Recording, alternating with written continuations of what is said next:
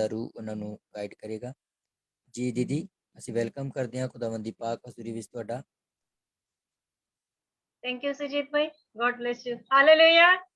Hallelujah Hallelujah. Hallelujah Hallelujah.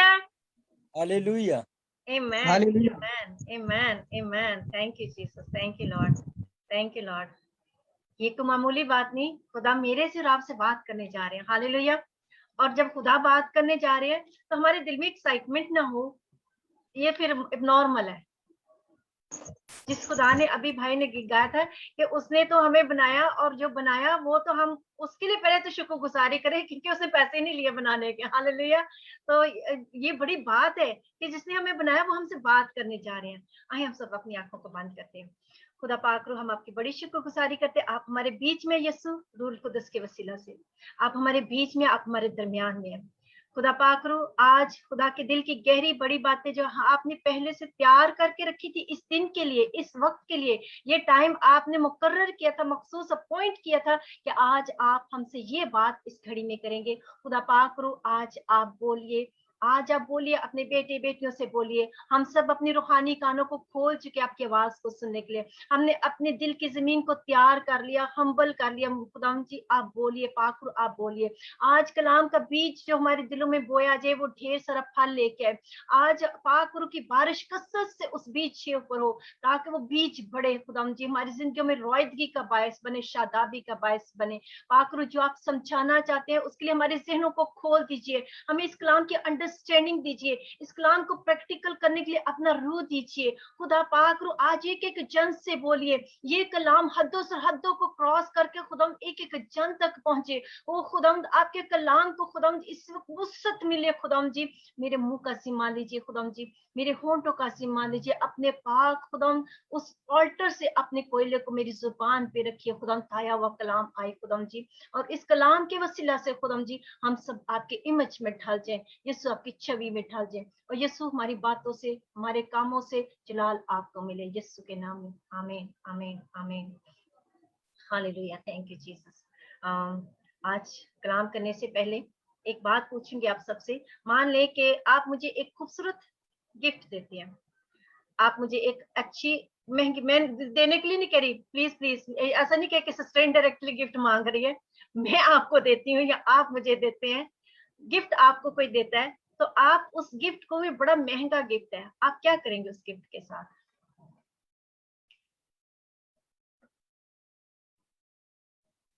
खूबसूरती से सजा के रखेंगे, उस गिफ्ट को संभाल के रखेंगे, उसकी कदर करेंगे, उसको एंजॉय करेंगे, जो केयर करेंगे, इसकी केयर करेंगे, और जिस मकसद के लिए वो गिफ्ट दिया गया आप उस मकसद के लिए उसको इस्तेमाल करेंगे, है ना।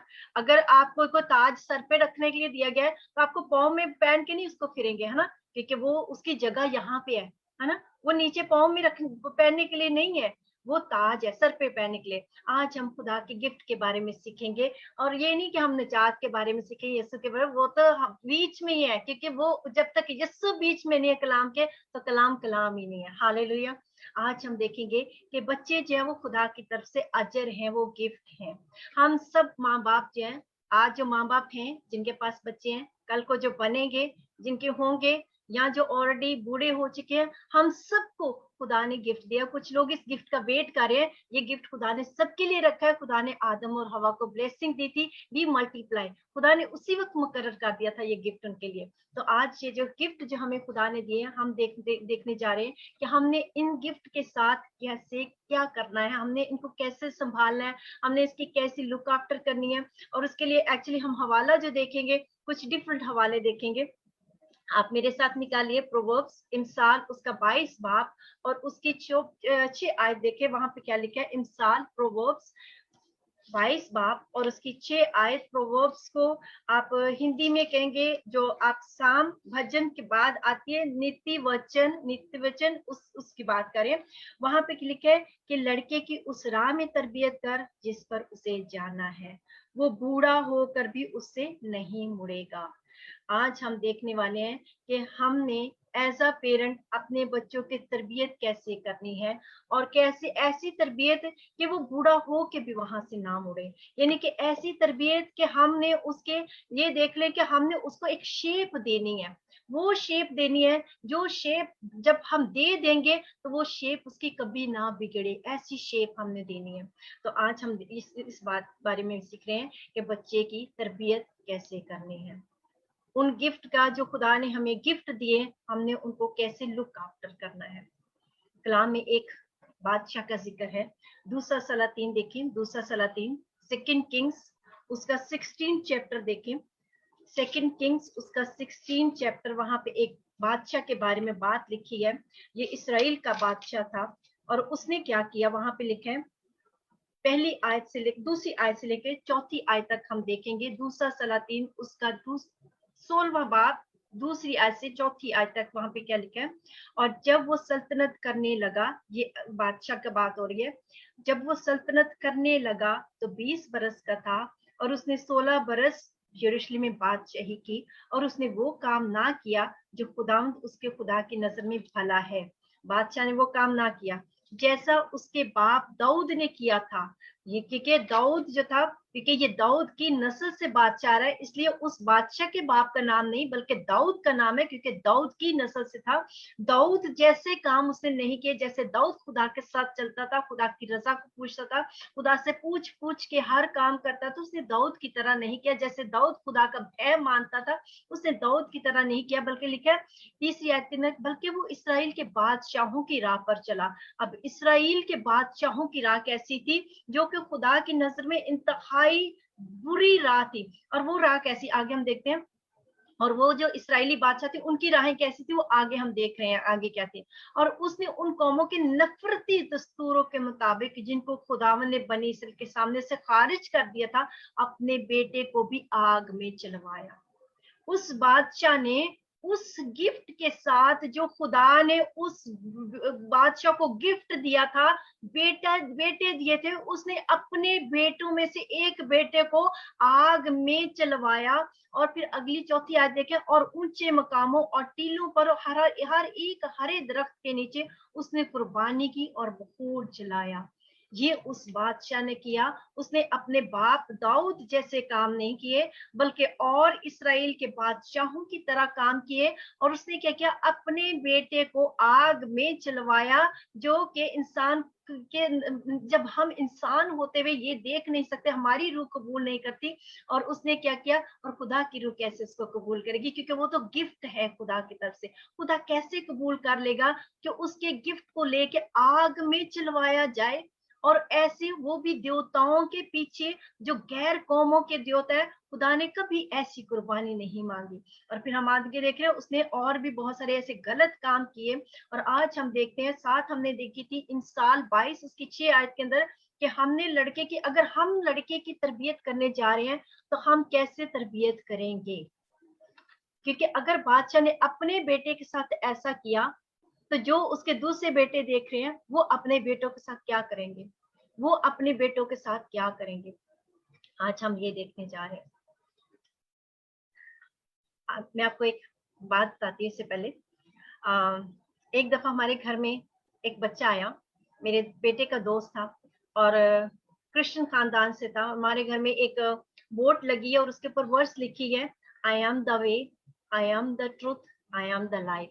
ये यीशु की बात है ना, यीशु राह, हक और जिंदगी। यीशु ने कहा यीशु है, यीशु कहता है I am the way, I am the way, I am the truth, I am the life. और वो बच्चे ने जब वो देखा तो उसको बोर्ड बड़ी अच्छी लगी, और उसने जब पढ़ा तो कहता है ये बहुत खूबसूरत बोर्ड है, और ये जो लिखा है ये बहुत अच्छा लिखा है। उसको वो टच किया, और मैंने उससे ऐसे ही पूछ लिया, मैंने कहा आपको पता है ये किसने कहा, तो कहता है ये गांधी ने कहा।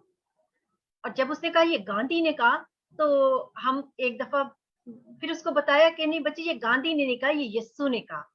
क्योंकि गांधी नहीं है ना, गांधी वे है ना ट्रुथ है ना वो जिंदगी है, ये यीशु ने कहा। तो बात वहां से मुझे ये चीज बड़ी सीरियस लगी कि ये बच्चा है तो क्रिश्चियन खानदान के अंदर है, वो लॉर्ड्स प्रेयर को जानता है, वो चर्च भी जाता था, लेकिन उसको कलाम की पहचान नहीं थी। उसको ये नहीं था पता कि ये आई एम कौन है, उसको ये नहीं था पता ये रास्ता कौन है, उसको ये नहीं पता सच्चाई कौन है, उसको ये नहीं पता जिंदगी कौन है। और जब उसको यही नहीं पता तो फिर अगली वो राह कैसे पकड़ेगा। उस चीज ने मुझे सीरियस कर दिया इस चीज को समझने के लिए। हम लोग जब बच्चा पैदा होता है तो जो छोटा बच्चा, एक बच्चा डिसाइड नहीं करके आता कि वो किस खानदान में पैदा होगा। बच्चा जो है वो खुदा डिसाइड करता है कौन सा बच्चा। हमने बिल्कुल डिसाइड नहीं किया था कि हम पंजाबी घरों में पैदा होंगे, हम अंग्रेजी घरों में पैदा होंगे, हम कौन से घरों में, हम गुजराती घरों में पैदा होंगे। लेकिन ये खुदा ने डिसाइड किया था कौन सा बच्चा किस घर में किस पेरेंट के पास जाएगा। लेकिन जब बच्चा पैदा हो जाता है तो वो बच्चा बिल्कुल, हम बात करते होते हैं कि एक पूरे कागज की तरह होता है। वो बच्चा ऐसा जैसे आप एक कंप्यूटर लेके आए, उस कंप्यूटर के अंदर कुछ भी डाउनलोड नहीं हुआ वो भी चीज। वो कंप्यूटर बगैर किसी ऐप के, वो जैसे आप फोन लेके आते हैं, इस फोन के अंदर कोई ऐप नहीं है, बिल्कुल ये फोन बिल्कुल खाली है।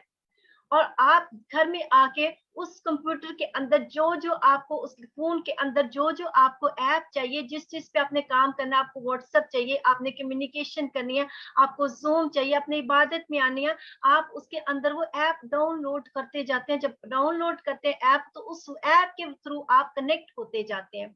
ऐसे ही जब एक बच्चा किसी माँ बाप के घर पैदा होता है तो बिल्कुल एक कोरा कागज होता है, उसके ऊपर कुछ भी नहीं लिखा होता। उसके ऊपर सिर्फ एक लिखी चीज लिखी होती है, ही बिलोंग्स टू लॉर्ड, क्योंकि वो खुदा की तरफ से गिफ्ट होता है, वो खुदा ने गिफ्ट दिया, बस उसके ऊपर ये होता है। और जब वो आपको मिल जाता है तो उसके ऊपर आपको, और आपको सच्ची बताऊं, आपको और मुझे वो क्यों गिफ्ट मिलता है, माँ बाप को क्यों?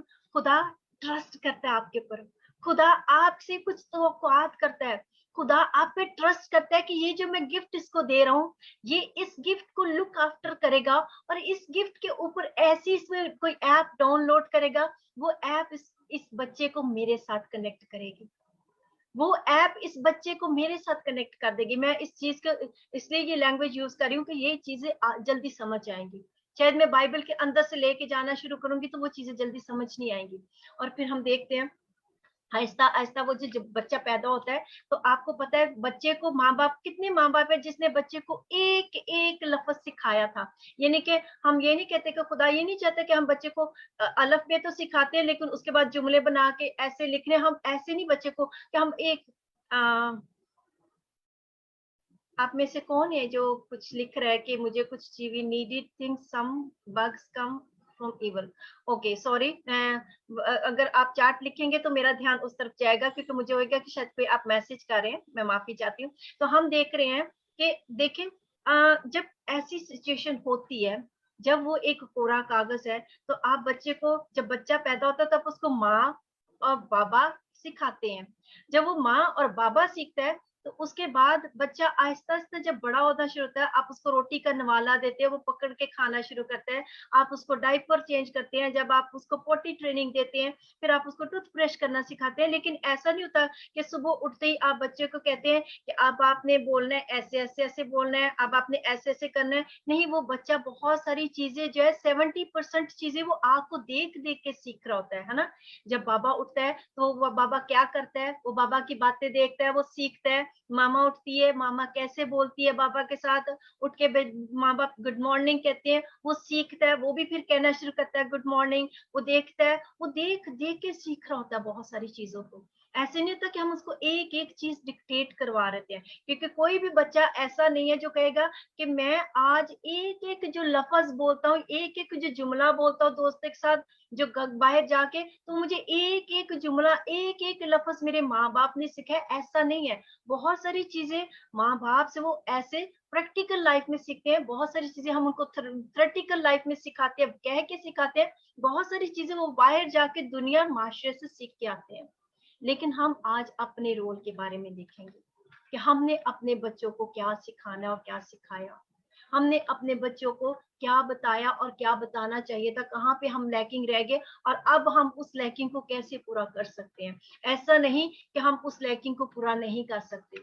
खुदा के पेपरों में ये बात बिल्कुल भी नहीं है, क्योंकि लिखा है कि खुदा जो है वो दूर और नजदीक का खुदा है। वो जो मौका निकल गया था उसका भी वो खुदा है, अभी जो है इसका भी वो खुदा है, और वो आने वाले वक्त का भी खुदा है। वो हर जमाने को एक करने की कुदरत रखता है। जो चीजें, क्योंकि बाइबल के अंदर लिखी है कि मलक की वो फौजें जो चट कर गई थी फसल के हासिल को, वो उस खुदा वो जो है उस फसल को वापस ले लेने वाला खुदा है। उसके अंदर वो कुदरत है कि जो मलक की फौजें चट कर जाती है फसल को, वो खुदा उस फसल को वापस लेने की और वापस दे देने की कुदरत रखता है। क्योंकि वो खुदा वो जिंदा खुदा है कि जहां नहीं बोया वहां से वो इकट्ठा कर लेता है, वहां से वो जमा करता है। हालेलुया। हाँ, आज हम देखते हैं कि एक्चुअली पेरेंट्स होते हुए हमारी बहुत सारी जिम्मेदारियां हैं। सबसे पहली खुदा ने एक इसराइल को एक हुक्म दिया था, डिट्रॉनमी उसके 11 चैप्टर के अंदर और उसके 6 चैप्टर के अंदर एक ही बात लिखी गई है। और वहां पे खुदा ने क्या कहा था, डिट्रॉनमी चैप्टर 6 उसके अंदर पहली आयत से हम देखेंगे। वहां खुदा ने कहा, ये वो फरमान और आइन और अहकाम है जिनको खुदा तुम्हारे खुदा ने तुमको सिखाने का हुक्म दिया, तुम इन पर उस मुल्क में अमल करो जिस पर कब्जा करने के लिए पार जाते हो। फिर खुदा ने कहा कि तू अपने पोतों, बेटों और पोतों समेत खुदावंद अपने खुदा का खौफ मानकर, ना सिर्फ खुद मानना बल्कि बेटों और पोतों समेत। तो जब हमारे दिल के अंदर खुदा का खौफ होएगा तो हम अपनी औलाद को खुदा का खौफ सिखाएंगे। अब खुदा का खौफ समझने के लिए बहुत सारे लोगों को ये नहीं पता खुदा का खौफ क्या होता है। खुदा का खौफ ये होता है कि हम खुदा की खिदमत, खुदा की इबादत लायक तौर पर करें, ये खुदा का खौफ है। खुदा का खौफ ये है कि हम खुदा की हकीकत को जाने कि खुदा वो है जिसके हाथ में हमारा दम है। खुदा का खौफ ये नहीं जो हम इंसान का खौफ करते हैं। याद रखें, जब खुदा का खौफ आ जाता है तो इंसान का खौफ हमारे दिल से निकल जाता है, बीमारी का खौफ निकल जाता है, लाचारी का खौफ निकल जाता है, गरीबी का खौफ निकल जाता है, परसिक्यूशन का खौफ निकल जाता है। खुदा का खौफ क्या है? क्योंकि बहुत सारे लोगों को खुदा के खौफ के बारे में ही नहीं पता।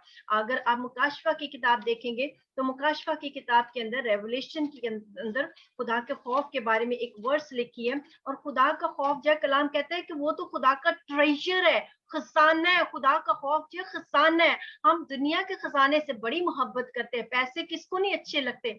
आज सारी दुनिया पैसों के पीछे भाग रही है। किसको नहीं इज्जत अच्छी लगती? सारी दुनिया ट्रेजर, दुनियावी ट्रेजर के पीछे भाग रही है। क्या खुदा के खौफ जो ट्रेजर है खुदा का, क्या उसके पीछे आप भाग रहे हैं? मुकाशवा उसका 14 बाब 7 आयत के अंदर लिखा है, उसने बड़ी आवाज से कहा कि खुदा से डरो और उसकी तमजीद करो क्योंकि उसकी अदालत का वक्त आ पहुंचा। खुदा से डरो यानी खुदा का खौफ खाओ, खुदा का भय रखो और उसकी तमजीद करो। क्योंकि खुदा का खौफ गया उसकी प्रस्तिश, उसकी इबादत, उसकी तमजीद लायक तौर पर करना, ये खुदा का भय है। खुदा का भय, खुदा के हुक्मों के अंदर रहना, खुदा का भय। और खुदा क्या कह रहे हैं डिट्रॉनमी 6 के अंदर कि अपने बेटों और पोतों समेत खुदा का खौफ मानकर उसके आयन और अहकाम जो मैं तुझको बताता हूँ जिंदगी भर अमल करना, ये खुदा का खौफ है। जब हम खुदा के आयन और हुक्मों पे अमल करते हैं। इसलिए आगे क्या लिखा है 30 आयत में, इसलिए ए इस्राएल सुन और एहतियात कर, उन पर अमल करना तेरा भला हो और तुम खुदावंद अपने बाप दादा के खुदा के वादा के मुताबिक उस मुल्क में जिसमें दूध और शहद बहता है नहायत बढ़ जाओ। अब चौथी आयत, 5वीं 6ठी आयत और 7वीं आयत है, ये हमें बताती है कि हमने एज अ पेरेंट क्या करना है। सुन ए इस्राएल, खुदावंद हमारा खुदा एक ही खुदा है। तो अपने सारे दिल और अपनी सारी जान और अपनी सारी ताकत और खुद से खुदावंद अपने खुदा से मोहब्बत रख। अगर हम खुदा का भय रखेंगे तो हमारे अंदर खुदा की मोहब्बत होएगी। और वो मोहब्बत कैसी होएगी? जिसमें हम वो मोहब्बत बेरिया होएगी, जो मतलब के लिए नहीं होएगी। सिर्फ वो मोहब्बत ऐसी होएगी जो कुर्बानी वाली मोहब्बत होएगी, जिसमें हम दूसरों के लिए कुर्बानी देना चाहेंगे। वो मोहब्बत ऐसी होएगी जिसमें हम सेल्फिश नहीं रहेंगे। वो मोहब्बत ऐसी होगी जिसमें हम दूसरों के बोझ को अपना बोझ रख के महसूस करेंगे। वो मोहब्बत ऐसी होगी जो माफ करने वाली मोहब्बत होगी। आगे 5वीं 6ठी आयत के अंदर लिखा है, और ये बातें जिनका हुक्म आज मैं तुझे देता हूँ तेरे दिल पर नक्श हो जाए। खुदा ने कहा ये जो सारी बातें इस कलाम के जो हमारे दिल के ऊपर नक्श होनी चाहिए। जब हमारे दिल के ऊपर नक्श होंगी तो हमारे बेटे बेटियां उठते बैठते इनको हमारे दिलों के ऊपर कैसे पढ़ेंगे? वो हमारे प्रैक्टिकल बातों से इनको पढ़ेंगे, इनको देखेंगे, सीखेंगे। और फिर कैसे बच्चों को सिखाना, 7वीं आयत जो है उसको हम देख रहे हैं, और तू उनको अपनी औलाद के ज़हन नशीन करना।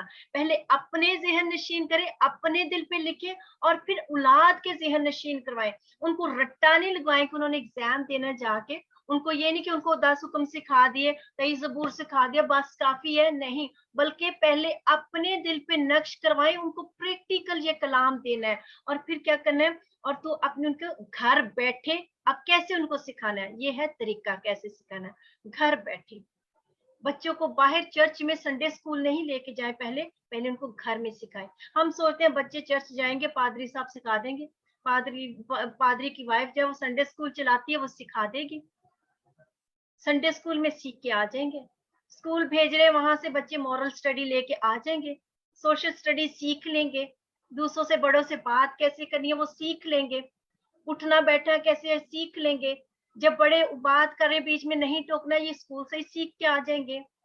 जब बड़े जो है वो बैठे हैं और खड़े हैं और खुद आराम से बैठे हैं, और बड़ों को इवन बस में जा रहे हैं तो बड़ों को सीट नहीं देनी, ये तो ये स्कूल से ही सीख के आ जाएंगे। नहीं, ये हमने सिखाना है, मैंने सिखाना है, ये आपने सिखाना है। कैसे सिखाना है? घर बैठे। पहले आप अपने बच्चे को घर से तरबियत शुरू करें, क्योंकि याद रखें अगर आप बच्चे को घर में खुद नहीं सिखाएंगे तो वो बाहर दुनिया से सीख के आएगा, और जो दुनिया से सीख के आएगा वो दुनिया की बातें सीख के आएगा। और दुनिया में क्या हो रहा है आज मैं और आप सब जानते हैं क्या हो रहा है। कुछ चीजें होती है जो सोशली सिखाई जाती हैं, कुछ मॉरली सिखाई जाती हैं, स्पिरिचुअली सिखाई जाती हैं, थ्योरेटिकली सिखाई जाती है, प्रैक्टिकली सिखाई जाती है। आज हम बच्चों को क्या सिखा रहे हैं?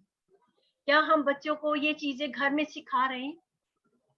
सिर्फ बोल बोल के लेक्चर नहीं देना। मैं आपको आज इस बात पे लेके आना चाहती हूँ, बच्चों को लेक्चर देने से ज्यादा आप प्रैक्टिकली सिखाना शुरू करें, वो अपने अंदर से रिफ्लेक्ट करना शुरू करेंगे। अपनी जो आपकी जो लिखी गई किताब है वो आपकी किताब को आज के बाद पढ़ना शुरू करें। जब आपकी लिखी किताब जो अपनी आप है, जो खुदा की किताब, जब आप जस्ट लिविंग लेटर जब वो आपको पढ़ेंगे तो वो करेंगे जो आपको देखे। बेशक आज वो करें ना या ना करें, ढिठाई में ना करें, लेकिन आने वाले वक्त में वो इस चीज को करना शुरू करेंगे। एक दिन ये चीज उनको कल को आपके ही वो सामने खड़े होके कहेंगे कि आप खुद भी तो ऐसा करते हो, लेकिन वो आप उसको जवाब नहीं दे सकते अगर आप उसके सामने एक ऐसी किताब बन के नहीं जी रहे जो लिविंग लेटर है। आप एक जिंदा अंजील, खुदा के यीशु की लिखी अंजील बन के जिए उनके सामने।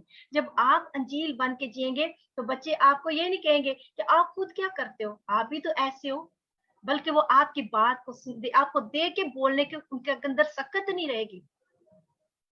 आज हमने घर बैठे, फिर दूसरा तरीके के राह चलते। जब आप राह चलते का मतलब यह है कि जब उठते बैठते आप मॉल में जा रहे हैं, अपनी शॉपिंग कर रहे हैं, आप दूसरों के साथ इंटरेक्ट कैसे करते हैं लोगों के साथ।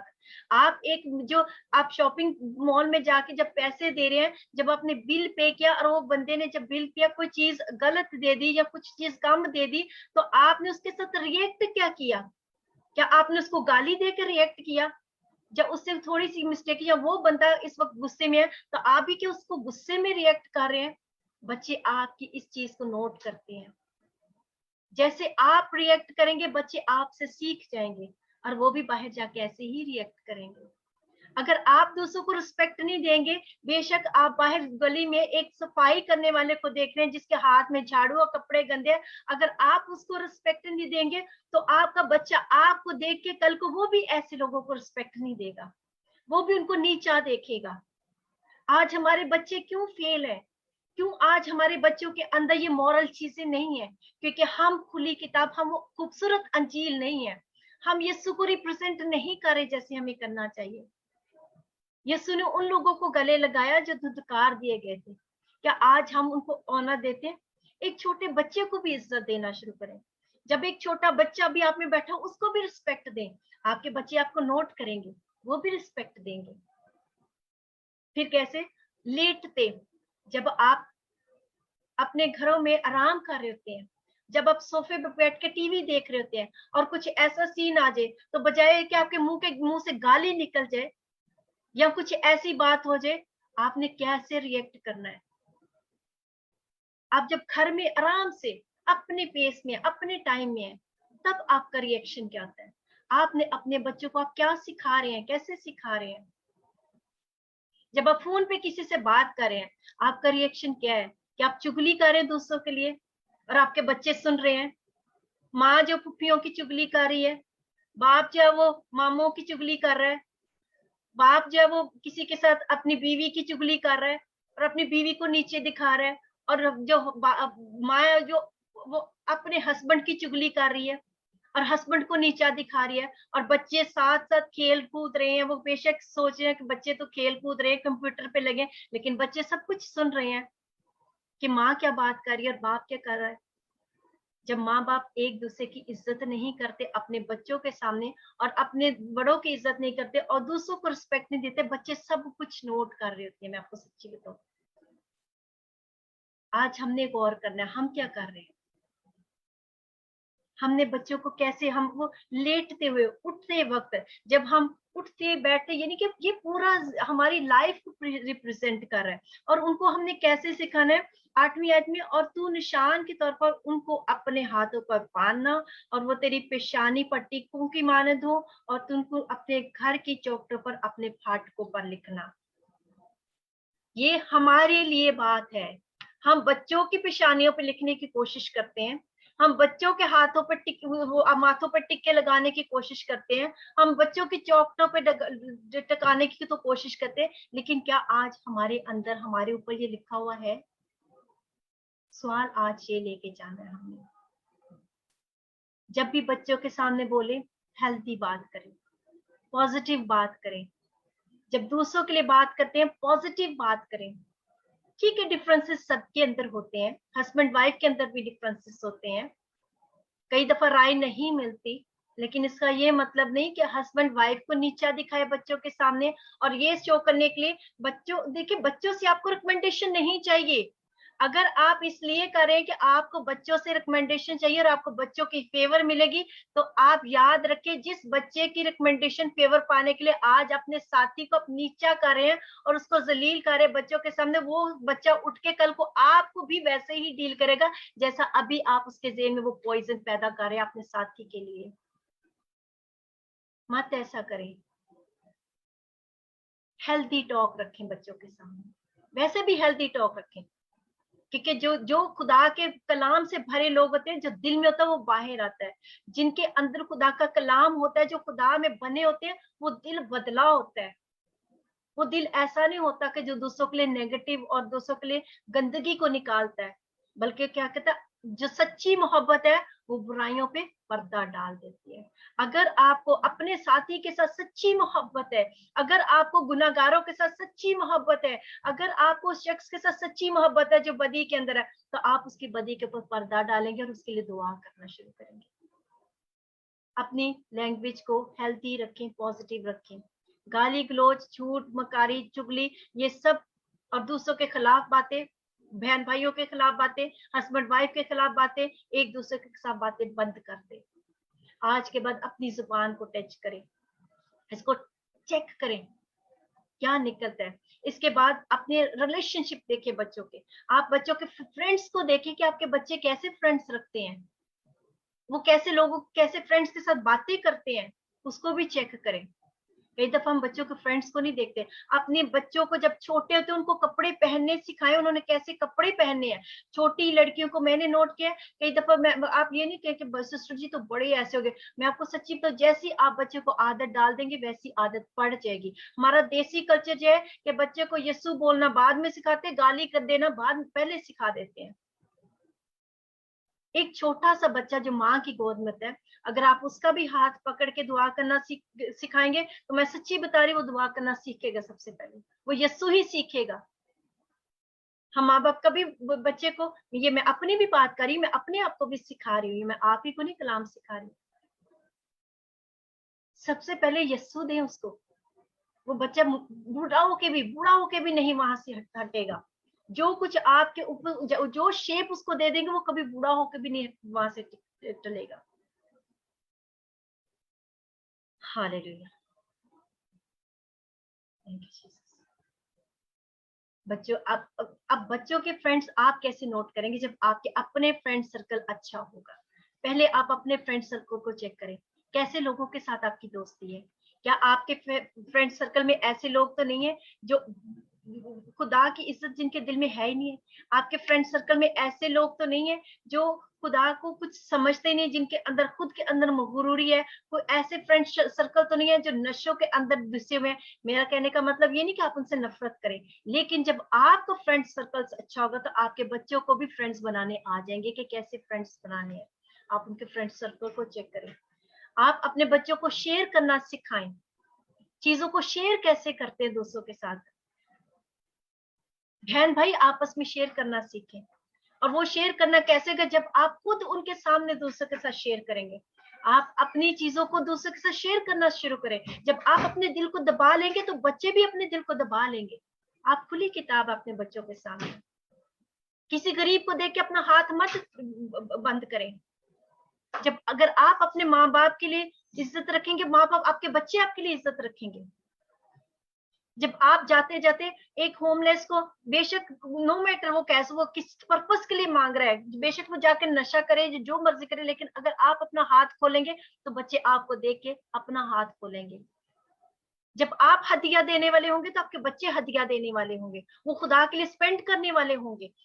अपने बच्चों के हाथ से आज से हदिया देना सिखाएं। जब चर्च जाते हैं तो अपने बच्चों को हदिया दें, अपने बच्चों को ऑफरिंग पकड़ाएं, वो अपने हाथ से चर्च में ऑफरिंग डालें। अपने बच्चों को चर्च में बैठना सिखाएं, कैसे बैठना।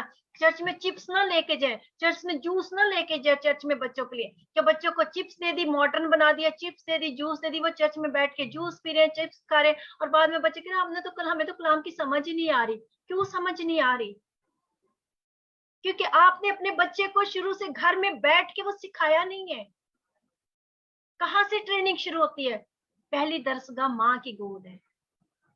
जो पहली दरसगाह है, जो स्कूल है, वो माँ की गोद है। और माँ अकेली नहीं, माँ और बाप दोनों एक पेज पे होने चाहिए। मत चर्च में बच्चों को चिप्स और जूस लेके जाएं। और अगर बच्चे ध्यान नहीं देते तो मुझे याद अच्छा सा, जब हमारे बच्चे चर्च जाते थे, मैं एक कोने पे बैठती थी, हस्बैंड एक कोने पे, दरमियान में बच्चे थे, और बच्चे जब इधर उधर बातें करते थे या कुछ करते, चुटकी काटी जाती थी, जोर से चुटकी काटी जाती थी। मैं आपको चुटकी काटने के लिए नहीं कह रही, लेकिन हमने अपने बच्चों को तरबियत देनी है कि उन्होंने खुदा की हजूरी में कैसे बैठना है। हमने अपने बच्चों को सिखाना है उन्होंने कपड़े कैसे पहनने हैं। छोटी छोटी बच्चियों को शुरू में वो बिन्नी वगैरह पहनाना शुरू कर देते हैं, छोटे छोटे, और वो आदत बन जाती है। और बाद में फिर हम खुद पेरेंट्स जब उनको कोशिश करते हैं, जब बड़ी हो जाते हैं, कि आप ऐसे कपड़े पहनो। हमने सिखाना है बच्चों को कपड़े पहने, और जब हम खुद ऐसे डिसेंट कपड़े पहनेंगे तो बच्चे भी वैसे ही सीखेंगे। अब मैं किसी को जज नहीं कर रही, मुझे पता है लोग बहुत सारे इस चीज को बोलेंगे भी, कोई परवाह नहीं, लेकिन मैं आपको सच्ची बता रही हूँ, अगर आप अपने बच्चों को वो शेप देना शुरू कर देंगे जिस शेप में आप चाहते हैं उसको देखें, तो कल को ये आपके लिए ही अच्छी बात होगी, क्योंकि वो बच्चा आपकी रुसवाई का बायस नहीं बनेगा, वो बच्चा आपको सुख देने का बायस बनेगा, दुख देने का बायस नहीं बनेगा। और सबसे बड़ी बात कि आप उस बच्चे की अपनी जान को हलाकत से बचाएंगे। वो गलत सोसाइटी में नहीं जाएगा, वो गलत फ्रेंड्स नहीं बनाएगा, वो नशों में नहीं जाएगा। और तो एक और बात, आप हमेशा बेटे और बेटी को इक्वल कनेक्ट देखना शुरू करें। कभी भी बेटे को बेटी के ऊपर ना देखें, और ना बेटी को बेटे से नीचे। और बेटे और बेटी को दोनों को घर के काम इक्वल सिखाना शुरू करें। बेटे को भी आने चाहिए बर्तन साफ करने, बेटे को भी कपड़े धोने आने चाहिए अपने। मेरा बेटा अपनी लॉन्ड्री खुद ही करता है। मैं ये नहीं कि मैं बड़ाई कर रही हूँ, सारा जलाल खुदावंद को मिले। आप अपने बच्चों को घर के काम शुरू से सिखाएं, और पैसे दे के मत करवाएं। ये मजदूरी नहीं वो कर रहे, ये अपना वो काम कर रहे हैं। अगर आप इस तरह लगाएंगे तो उनके दिल में हमेशा रहेगा कि मुझे पैसे लेके काम करना है घर का। वो अपने घर को अपना घर नहीं समझेंगे। Thank you Jesus, thank you Jesus. बहुत सारी बातें जो हम कर सकते हैं, बहुत सारी बातें, बहुत सारी, लेकिन एक ही बात है, इन सारी बातों में हमने बच्चों के लिए क्या करना है? एक नमूना बनना है। हमने बच्चों को सिखाना है, और हमने खुद वो करके दिखाना है। जब हम करेंगे तो वो ही बच्चे भी करना शुरू करेंगे। मुझे अच्छे से याद है, जब मैं छोटी थी, और इतनी भी छोटी नहीं थी, हाँ जी और हाँ जी का मतलब पता था। और मेरे मामू ने मेरे से बात शुरू की तो मैं हाँ हाँ हाँ हाँ करती गई, हाँ हाँ हाँ ठीक है हाँ हाँ। और मेरे अब्बू ने मेरे कान से पकड़ के मुझे कहा था हाँ जी बोल, क्योंकि मेरे अब्बू हमेशा हाँ जी बोलते थे। और वो चीज मैंने सीखी और मुझे आज भी याद है। आज के बाद हम इस चीज को सीरियस लें, और अगर बच्चे बड़े हैं तो इसका ये मतलब नहीं कि वो वक्त हाथ से निकल गया। आज के बाद उनके लिए दुआ करना शुरू करें, अपने आप को उनके सामने वो खुली किताब रख दे, जिस किताब को वो पढ़ना शुरू कर दे, क्योंकि आप उसके अंदर जो खुदा दे चुके हैं वो खुदा उनके अंदर से कभी निकल नहीं सकता। आज मैं आपको बता रही हूँ, वो खुदा उनके अंदर जो आपने उनको दे दिया वो खुदा ऑलरेडी उनके अंदर था, और जो आपने शुरू में उनको तरबियत की है वो निकल नहीं सकती। बेशक दुनिया की वजह से सूरत बिगड़ी भी है, लेकिन खुदा जो है वो 99 को छोड़ के एक जिसको तौबा की जरूरत है उसके पीछे गया था। आज खुदा उस एक खोई के पीछे है जो भटक चुकी है, खुदा उसके ऑलरेडी उनके पीछे है। लेकिन आप अपने आप को, बच्चों को वक्त देना शुरू करें। सबसे बड़ी बात, दुनिया और दुनिया की चीजें खत्म हो जाएंगी। अगर हम आज हम कलाम में बाइबल स्टडी में सीख रहे थे, और ये हमें, मैं हमेशा कहती हूँ, और ये हमें सबको पता है कि हम यहाँ से कुछ नहीं लेके जाने वाले, हम यहाँ से रूहों को लेके जाने वाले हैं। हम इस जमीन से उन रूहों को लेके जाने वाले हैं जिन रूहों को हम यीशु के पास लेके आ रहे हैं। आज के बाद सीरियस लें इस चीज को। 3 आयतें पढ़ेंगे और इसके बाद हम इस कलाम को वाइंड अप करेंगे। आप मेरे साथ निकालिए प्रोवर्ब्स, नीति वचन, उसका 29 चैप्टर, बल्कि आप नीति वचन उसका 22 चैप्टर, उसकी 15वीं आयत पहले देखें। वहां पे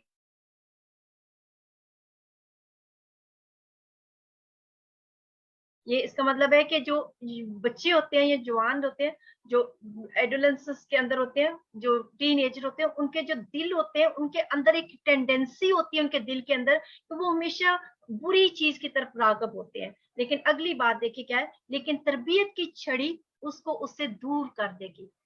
अगर आप उसको तरबियत देंगे तो ये जो तरबियत की छड़ी है, वो जो उसका दिल जो है रागब होता है उन गंदी बातों की तरफ, या टेंडेंसी उसके दिल के अंदर, तो वो बुरी बातों की तरफ रागब होता है, तो आपकी तरबियत जो उसको दूर कर देगी। एक वक्त होता है हम बच्चों को समझाते हैं, लेकिन एक वक्त होता है हम बच्चों को समझते हैं।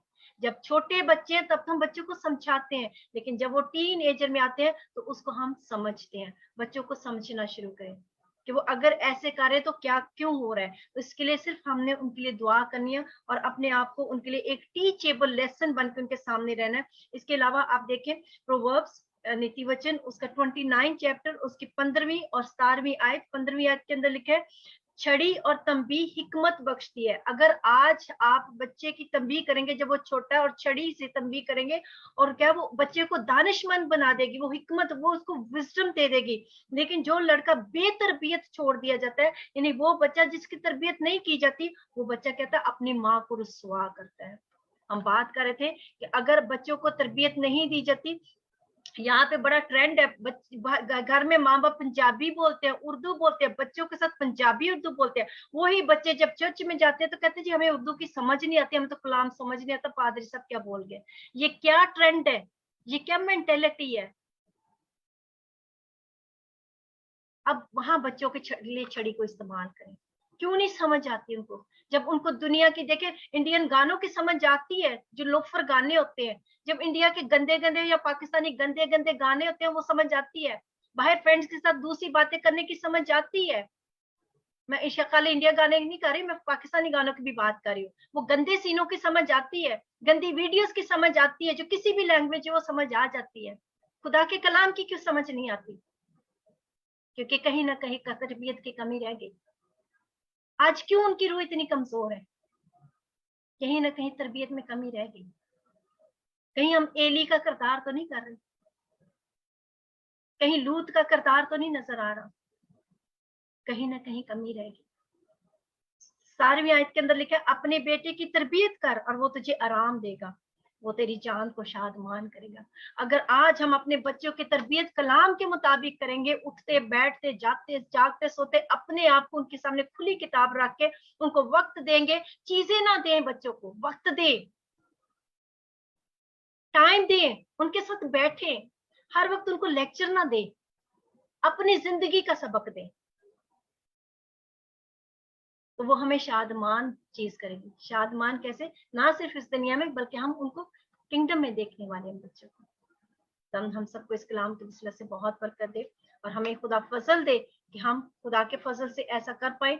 और आज हम सब इस चीज के लिए तौबा करें, माफी मांगे, हम खुदा के आगे झुके। खुदा जहां जहां, मैं अपने लिए भी कह रही हूँ, खुदा जहां जहां हमसे कुताही हुई, हमने उन गिफ्ट्स को जो आपने हमारे हमारे सुपुर्द किए, वो खूबसूरत गिफ्ट जो खुदा के अपने, देखिए खुदा के गिफ्ट है, ये खुदा की तरफ से जरा, तो खुदा ने हमें गिफ्ट दिए और हमने उन गिफ्ट की परवाह नहीं की। हमने उनको रफली हैंडल किया, हमने शायद कूड़े की जगह पे रख दिया, हमने शायद दरवाजे के बाहर रख दिया, हमने दुनिया के हाथों में उसको बेच दिया। हमने क्या किया? आज हम उसको सीरियसली तौबा करें उस चीज से, ताकि बहाली के दिन आए हमारे, क्योंकि हम दूसरों को बदलने से पहले अपने आप को इस वक्त बदले कि मैं